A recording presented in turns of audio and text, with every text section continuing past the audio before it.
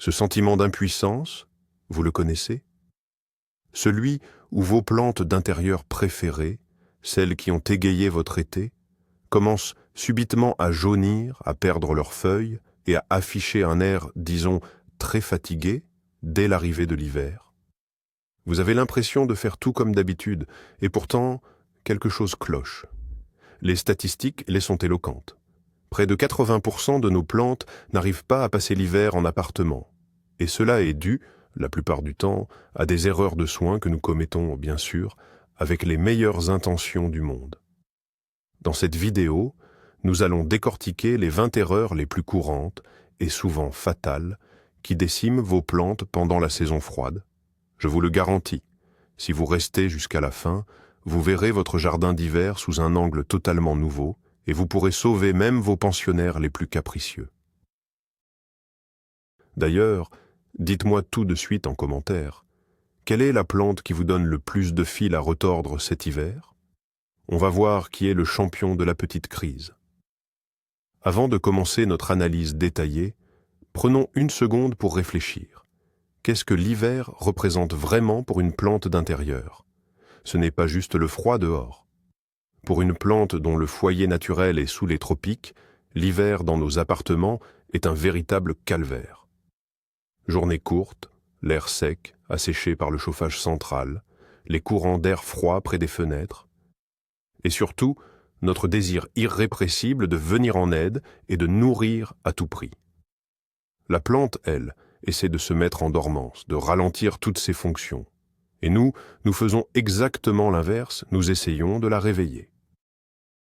C'est précisément cette dissonance entre les besoins réels de la plante et ce que nous lui apportons qui est la cause première de la plupart des soucis hivernaux. Comprendre ce fait simple, c'est déjà la moitié du chemin parcouru. Maintenant, passons aux erreurs concrètes. Commençons par l'erreur numéro 1, celle que l'on appelle souvent le tueur en chef des plantes d'intérieur durant l'hiver. L'arrosage excessif. On croit bien faire, on pense être attentionné, mais en réalité, on est en train de noyer lentement notre compagnon végétal. En hiver, le manque de lumière et de chaleur ralentit considérablement la photosynthèse et les processus de croissance. La plante consomme donc beaucoup moins d'eau qu'en pleine saison estivale. Et pourtant, nous continuons de l'arroser selon le même rythme qu'en été. Qu'est-ce qui se passe alors dans le pot? L'eau stagne, chassant l'oxygène du substrat. Les racines se mettent littéralement à étouffer et commencent à pourrir. Voyant les feuilles jaunir et devenir molles, on a tendance à croire que la plante manque d'humidité et on arrose davantage. C'est un véritable cercle vicieux. Alors, quelle est la bonne méthode? Oubliez le calendrier strict. Avant chaque arrosage, vous devez vérifier le terreau sur 2 à 3 cm de profondeur. S'il est sec à ce niveau, vous pouvez arroser. S'il est encore humide, rangez l'arrosoir et attendez encore quelques jours. Il vaut toujours mieux laisser la plante sécher légèrement plutôt que de la noyer. Imaginez une éponge trempée, gorgée d'eau, où l'air n'a aucune place. C'est exactement l'état des racines dans un terreau saturé. L'inverse existe aussi, une extrémité non moins fatale, le manque d'arrosage. Certains, ayant pris à cœur les conseils sur les méfaits du surarrosage, tombent dans l'excès inverse et transforment le pot de leurs plantes en un véritable désert du Sahara. Bien sûr, une plante peut survivre à une sécheresse passagère. Mais un déficit hydrique constant provoque la mort des radicelles absorbantes, ces petites racines fines et vitales. Lorsque vous vous décidez enfin à réagir et arroser généreusement la motte complètement asséchée, il se produit ceci. Les racines principales restantes n'arrivent plus à absorber l'eau efficacement. De surcroît, un substrat trop sec a tendance à se rétracter et à se séparer des parois du pot. L'eau s'écoule alors simplement le long des bords sans humidifier la motte ni le système racinaire. La plante continue donc de souffrir de la soif, même après l'arrosage. Les feuilles deviennent sèches et cassantes, et leurs extrémités brunissent en toquant. Pour éviter ce désastre, arrosez toujours régulièrement, mais avec modération. Si, malgré tout, vous en arrivez à une sécheresse extrême, ne versez surtout pas une grande quantité d'eau d'un coup. Le mieux est de placer le pot dans une soucoupe remplie d'eau pendant une demi-heure à 1 heure, afin que la motte puisse s'imbiber d'humidité uniformément par le dessous. La troisième erreur concerne la température de l'eau. Arroser avec de l'eau glacée, directement sortie du robinet, provoque un véritable choc thermique pour les racines de votre plante. Imaginez qu'on vous jette un seau d'eau froide alors que vous êtes en pleine chaleur. C'est exactement ce que ressent votre végétal. Ses racines sont dans un sol relativement tempéré, et ce changement brusque de température leur inflige un stress énorme. Non seulement cela affaiblit la plante, la rendant plus vulnérable aux maladies et aux parasites, mais les racines peuvent subir une brûlure thermique, entraînant une nécrose partielle et perturbant l'alimentation de tout le système. Cet arrosage est particulièrement nocif pour les espèces tropicales comme les orchidées, les ficus ou les marantas, qui sont génétiquement mal adaptés à de telles variations. La solution est simple, utilisez toujours de l'eau à température ambiante. Il suffit de remplir votre arrosoir à l'avance et de laisser l'eau reposer quelques heures. Pendant ce temps, elle aura non seulement le temps de se réchauffer, mais le chlore qu'elle contient s'évaporera également, ce qui est bien meilleur pour la santé de ces racines fragiles. Penchons-nous maintenant sur l'horloge biologique des plantes. En hiver, la majorité d'entre elles entrent en dormance. C'est un processus naturel, comparable à l'hibernation chez les animaux. La plante ralentit sa croissance pour survivre aux conditions défavorables comme le manque de lumière et le froid. Ignorer cette période de repos est d'ailleurs une grave erreur. De nombreux jardiniers amateurs continuent de stimuler activement la croissance. Ils arrosent abondamment, fertilisent et les déplacent vers un endroit plus lumineux, espérant ainsi voir apparaître de nouvelles feuilles. Mais, au lieu d'une verdure luxuriante, ils obtiennent des pousses faibles, pâles et étiolées. Une plante ainsi sollicitée épuise ses dernières réserves d'énergie, non pas pour préparer l'arrivée du printemps, mais uniquement pour survivre. Cela l'affaiblit considérablement et en fait une proie facile pour les maladies. Respectez le besoin de votre plante de se reposer, réduisez l'arrosage, stoppez complètement les apports d'engrais jusqu'au printemps et, si possible, placez-la dans un endroit plus frais. Laissez-la dormir et, au printemps, elle vous le rendra au centuple par une croissance vigoureuse et une floraison spectaculaire. L'erreur suivante, et elle est étroitement liée à la précédente, est la fertilisation excessive. La logique « plus d'engrais, meilleure croissance » ne fonctionne absolument pas en hiver. Comme nous l'avons déjà établi, la plante est en dormance et consomme très peu de nutriments. Tous les engrais que vous apportez durant cette période restent dans le terreau. Ils ne sont pas assimilés, mais s'accumulent plutôt sous forme de sel. Avec le temps, cette concentration en sel devient si élevée qu'elle provoque une brûlure chimique des racines. C'est ce qu'on appelle la salinisation du substrat. Vous pouvez remarquer un dépôt blanc ou jaunâtre sur la surface du terreau et sur les bords du pot. Les feuilles, elles, commencent à jaunir et à sécher sur les bords, donnant l'impression que la plante manque d'eau, même si le terreau est humide. C'est le signe clair que vous avez surnourri votre protégé. La règle d'or est la suivante. D'octobre à mars, oubliez les engrais pour la majorité des plantes d'intérieur. La seule exception concerne celles qui fleurissent en plein hiver. Mais même dans ce cas, il est impératif de diviser la dose recommandée par 2. En hiver, le rebord de fenêtre est un lieu de contraste et de danger, le premier étant le froid. Placer un pot directement sur un rebord glacé, qu'il soit en pierre ou en plastique, peut provoquer une hypothermie du système racinaire. Même si la pièce est bien chauffée, le verre crée toujours un courant d'air froid. La température à la surface du rebord peut alors n'être que de quelques degrés au-dessus de 0. Maintenue dans un froid constant, les racines cessent de fonctionner normalement et n'absorbent plus l'humidité. La plante commence à flétrir, même si la terre dans le pot reste humide. On confond souvent cet état avec un manque d'arrosage. On a alors tendance à noyer la plante, ce qui aggrave la situation et mène inévitablement à la pourriture des racines. La solution ? Créer une isolation. Placez sous le pot un morceau de polystyrène, un carton épais, un dessous de pot en bois ou même une pile de vieux magazines. Ce geste simple crée une lame d'air qui protège les racines de la surface glacée. Pensez à vérifier la température sur votre propre rebord de fenêtre. Les résultats pourraient bien vous surprendre. Mais attention, le rebord de fenêtre cache un autre danger majeur. La chaleur émise par le radiateur de chauffage central.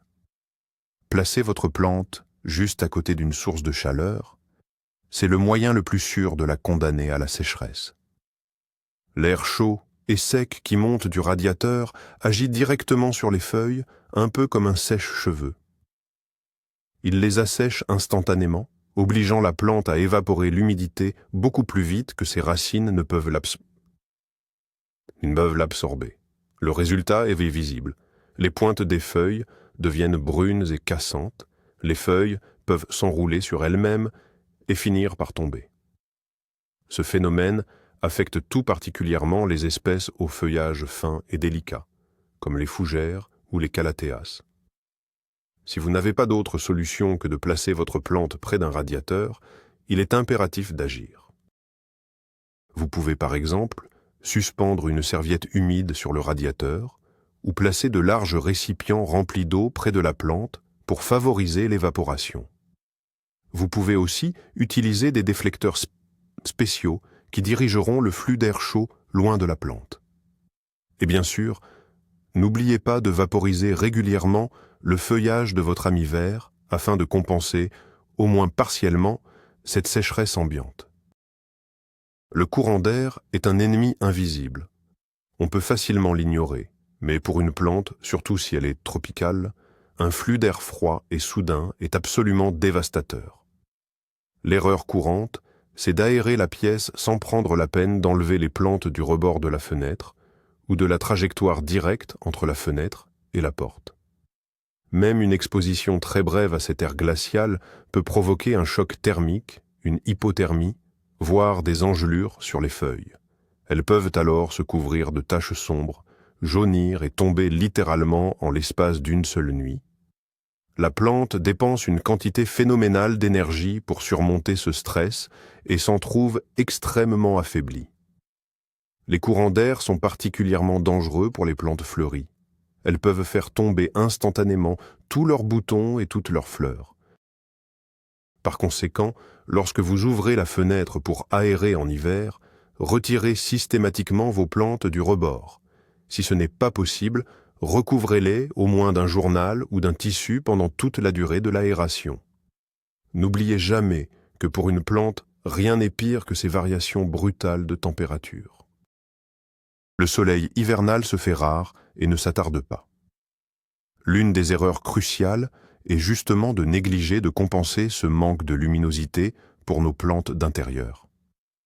Les jours raccourcissent et le soleil, moins intense, ne leur fournit pas l'énergie suffisante pour effectuer la photosynthèse. En conséquence, les plantes s'étirent désespérément vers la fenêtre. Leurs tiges deviennent fines et frêles et leurs feuilles petites et pâles. Ce phénomène s'appelle l'étiolement. Chez les variétés panachées, les couleurs s'affadissent, laissant place à un simple vert. La plante ne meurt pas immédiatement, mais elle s'affaiblit considérablement, stagne dans sa croissance et devient une cible de choix pour les parasites.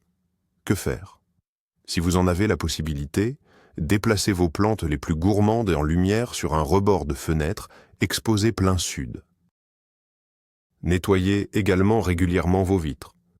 Une fenêtre sale peut en effet retenir jusqu'à 30% de la lumière disponible, mais la méthode la plus efficace reste d'organiser un éclairage d'appoint. Il existe aujourd'hui de nombreuses lampes horticoles de différentes puissances et dans toutes les gammes de prix. Quelques heures de lumière artificielle par jour peuvent suffire à transformer radicalement le bien-être de vos plantes et les aider à traverser ces mois sombres sans encombre. On pourrait croire qu'après avoir parlé du manque de lumière, son excès en hiver serait sans danger. Détrompez-vous. Trop de lumière peut aussi nuire. Je parle ici des rayons directs du soleil. Certes, le soleil hivernal est moins puissant qu'en été, mais lors d'une journée claire et glaciale, il peut se révéler très perfide. C'est particulièrement vrai si la plante est placée sur une fenêtre orientée au sud. La vitre froide de la fenêtre agit alors comme une loupe, amplifiant les rayons et provoquant de véritables brûlures sur le feuillage. Ces brûlures se manifestent par des taches sèches, décolorées ou brunâtres. Une plante déjà affaiblie par les conditions hivernales n'a pas la capacité de réparer rapidement ses tissus endommagés. De plus, le soleil intense peut fortement chauffer un pot de couleur sombre. Combiné à la fraîcheur dégagée par la vitre, cela crée un contraste thermique fatal pour les racines. Par conséquent, si vous avez une exposition très ensoleillée, il est préférable d'ombrager vos plantes durant les heures les plus chaudes de la journée. Vous pouvez utiliser un léger voilage en tulle, des stores vénitiens ou même une simple feuille de papier fixée à la vitre. Ce geste simple protégera les feuilles délicates des coups de soleil et les aidera à conserver tout leur attrait esthétique. La banale poussière ménagère, voilà un autre ennemi sournois de vos plantes d'intérieur durant la saison froide. Durant la période de chauffage, l'air de nos logements s'assèche, ce qui permet à la poussière de se déposer bien plus activement sur toutes les surfaces, y compris sur les feuilles. Or, nous avons trop souvent tendance à ignorer ce voile gris. C'est une erreur fatale. Cette couche agit comme un écran opaque qui bloque la lumière du jour, déjà si rare en hiver. Le résultat est immédiat. L'efficacité de la photosynthèse chute drastiquement, la plante se nourrit moins et s'affaiblit. Et ce n'est pas le seul danger. La poussière obstrue les stomates, ces pores microscopiques situés à la surface des feuilles, essentiels pour que la plante puisse respirer et transpirer. L'altération de ces mécanismes peut provoquer une surchauffe et à terme, un flétrissement. Enfin, des feuilles sales et poussiéreuses constituent un milieu de culture idéal pour la prolifération des parasites, notamment l'acariens ou tétraniques, qui raffolent de la sécheresse et de la crasse. La parade est simple et évidente. Offrez régulièrement une bonne douche à vos plantes. Essuyez les grandes feuilles délicatement avec un chiffon ou une éponge humide. C'est plus qu'une simple question d'hygiène. C'est un soin essentiel qui permettra à vos petits protégés verts de respirer et de se nourrir à nouveau à plein poumon. Le chauffage central est un bienfait pour nous, certes, mais il se révèle être la bête noire de nos plantes. Il assèche l'air sans pitié. En hiver, le taux d'humidité dans nos appartements peut chuter jusqu'à 20 ou 30%, soit des conditions comparables à celles d'un désert. Or, la plupart de nos chers compagnons verts sont originaires des régions tropicales et humides, où l'hygrométrie normale tourne autour de 70 à 80%. À cause de cet air sec, les plantes se mettent à évaporer activement l'humidité par leurs feuilles dans un effort pour se rafraîchir. Leurs racines n'arrivent pas à compenser ces pertes. En conséquence, les pointes et les bords des feuilles se dessèchent, jaunissent et se recroquevillent. La plante perd de sa turgescence et semble flétrie. Les boutons et les fleurs peuvent tomber avant même de s'ouvrir. Comment faire face à ce problème? La méthode la plus efficace est d'utiliser un humidificateur d'air. Celui-ci sera bénéfique non seulement pour vos plantes, mais aussi pour vous.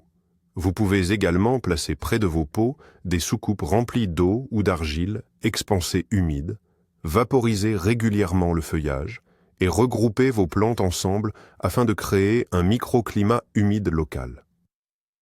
Ces gestes sont vitaux pour leur survie. Dans le désir d'augmenter l'humidité, beaucoup commettent une autre erreur en utilisant des méthodes inadaptées. La méthode la plus courante est la pulvérisation. Cela semble facile, mais il y a des subtilités. Premièrement, l'effet de la pulvérisation est très éphémère. L'humidité s'évapore littéralement en 15 à 20 minutes et l'air redevient sec. Pour maintenir l'humidité de cette façon, il faudrait courir avec un brumisateur toute la journée. Deuxièmement, on ne peut pas brumiser toutes les plantes.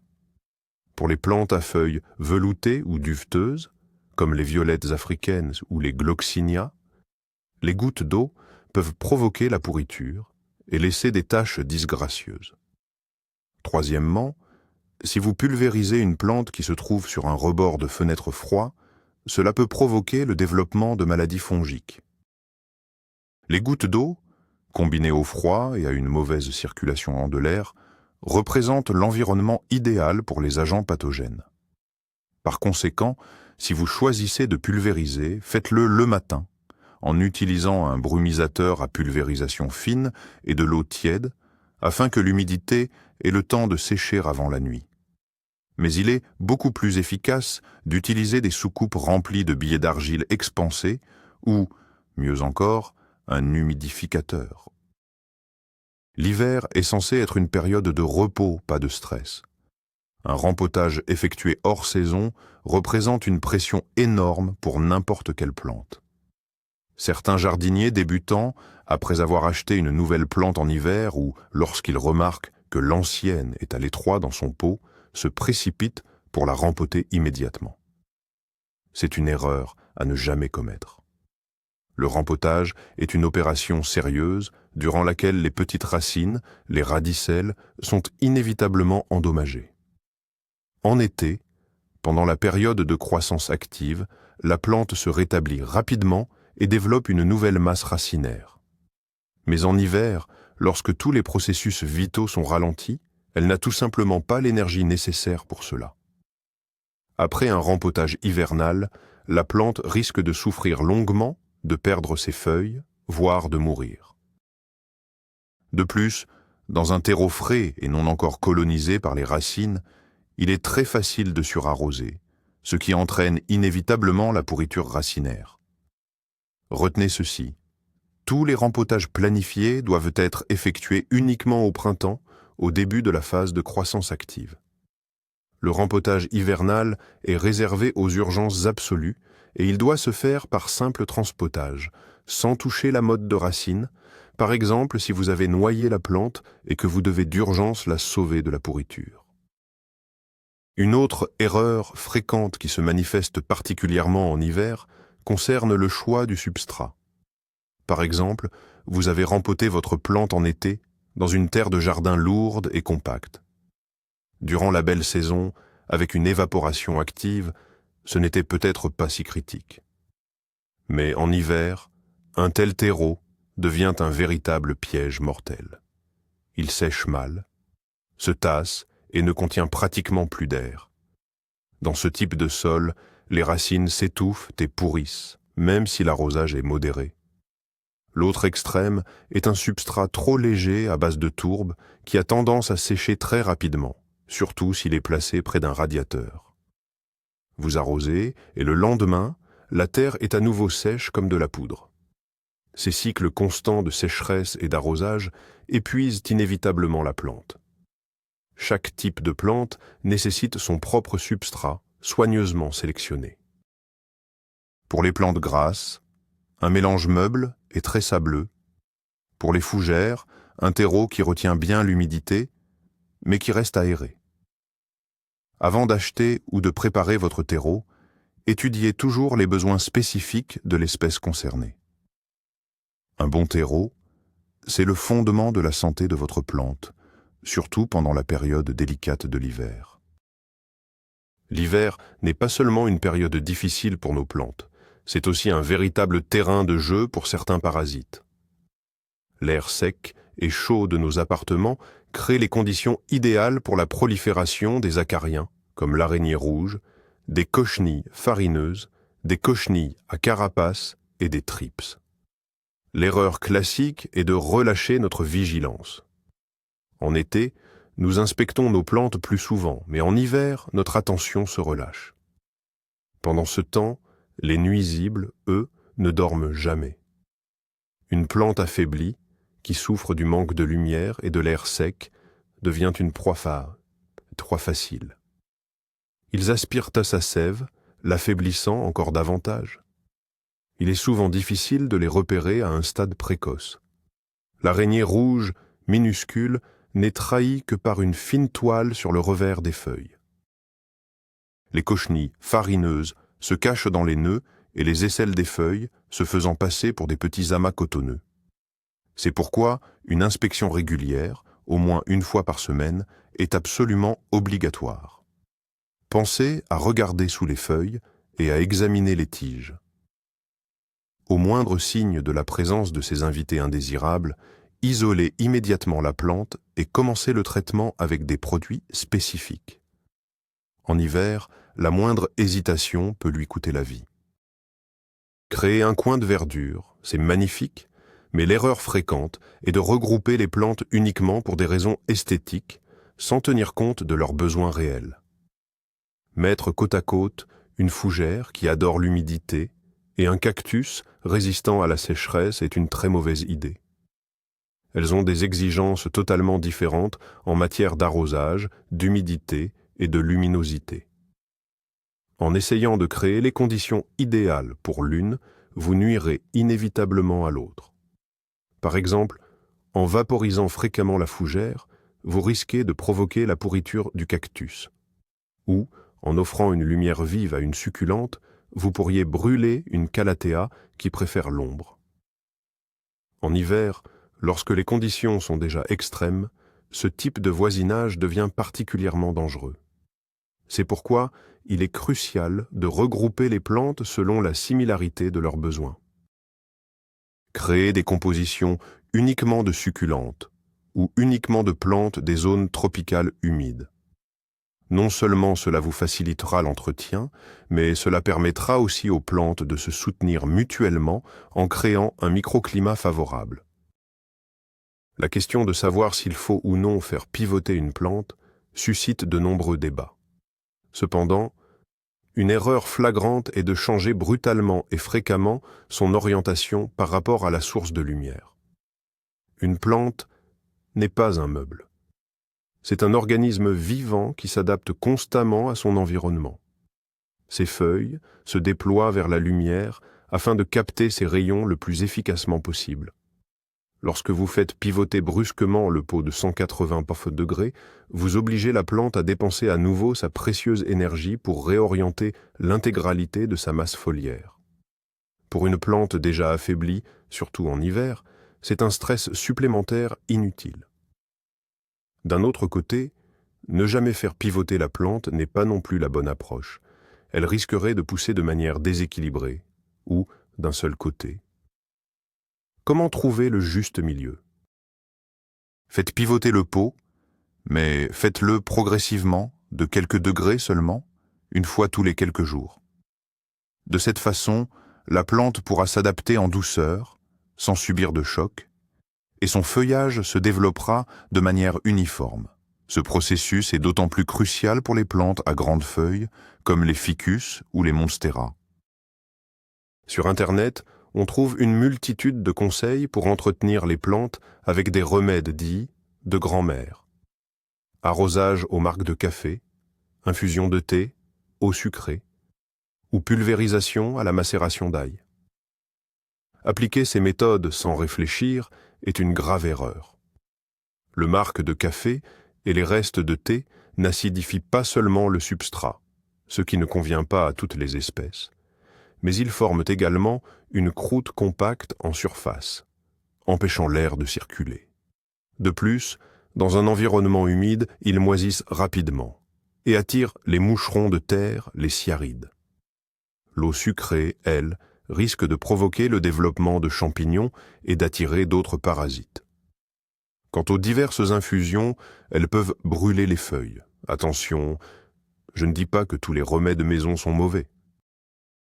Certains fonctionnent réellement, Mais il faut les utiliser avec intelligence, en comprenant leur mécanisme d'action et en connaissant précisément les besoins de la plante concernée.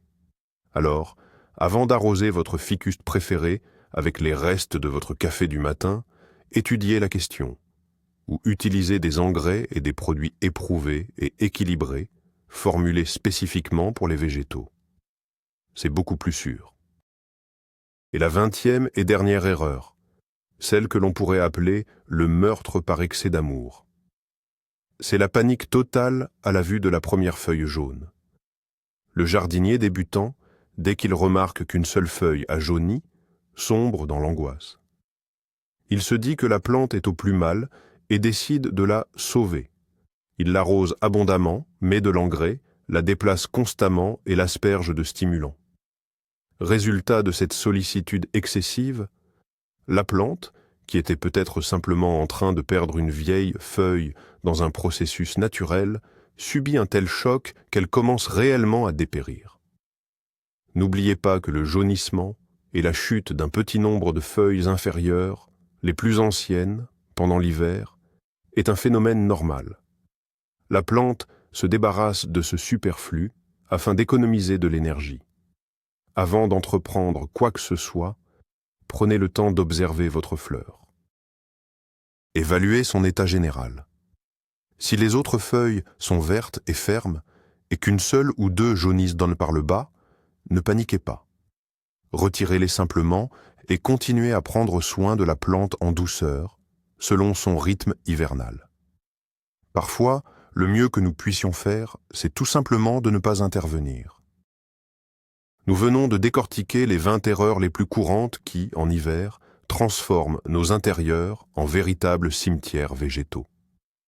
Alors, quelle est la principale leçon à retenir? L'entretien hivernal est avant tout l'art de la non-intervention.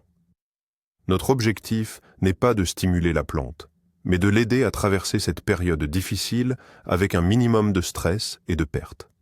Moins d'arrosage, zéro engrais, protection contre les courants d'air et l'air sec.